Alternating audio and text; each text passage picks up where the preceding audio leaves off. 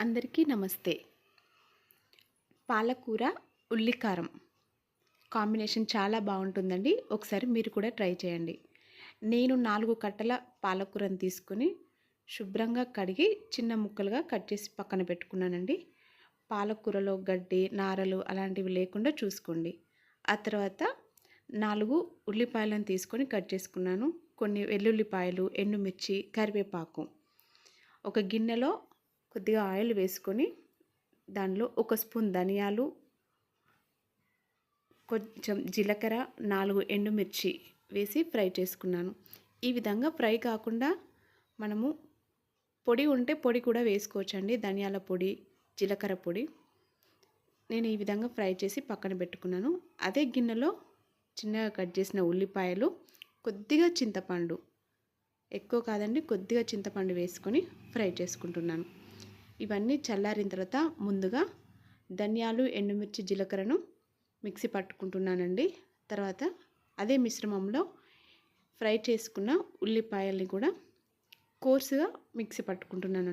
మెత్తగా పేస్ట్ అవసరం లేదండి. దీనిలోనే రుచికి సరిపడంత ఉప్పు, కారం వేసి వాటర్ వేయకూడదండి. వాటర్ లేకుండానే మిక్సీ పట్టుకోవాలి. ఈ విధంగా వీడియోలో చూపిస్తున్న విధంగా మిక్సీ పట్టుకోవాలి. తర్వాత మనము ఎల్లిపాయలు ఇలా దంచి పెట్టుకున్నానండి. చూసారు కదా, మరి మెత్తగా పేస్ట్ అవసరం లేదు. ఈ విధంగా దంపి పెట్టుకుంటే సరిపోతుంది. నేను అదే గిన్నెలో మరికొద్దిగా ఆయిల్ వేసి పోపు దినుసులు వేశాను. ఆ తర్వాత కరివేపాకు వేసి ఫ్రై చేసుకున్నాను. దంపిన ఎల్లిపాయలను కూడా వేసి ఫ్రై చేసుకున్నాను. దీంట్లోనే పసుపు కూడా యాడ్ చేసుకున్నాను. ఇవి అంతా మంచిగా వేగిన తర్వాత మనం మిక్సీ పట్టుకున్న ఉల్లి మిశ్రమాన్ని కూడా వేసి ఫ్రై చేసుకున్నాను. ఎక్కువ ఫ్రై అవసరం లేదండి. మనం ముందుగానే ఉల్లిపాయలని ఫ్రై చేసుకున్నాం కాబట్టి ఎక్కువగా వేగాల్సిన అవసరం లేదు. ఒకవేళ పచ్చివే వేసుకుంటే ఉల్లి పేస్ట్ అనేది ఎక్కువగా ఫ్రై చేసుకోవాలి.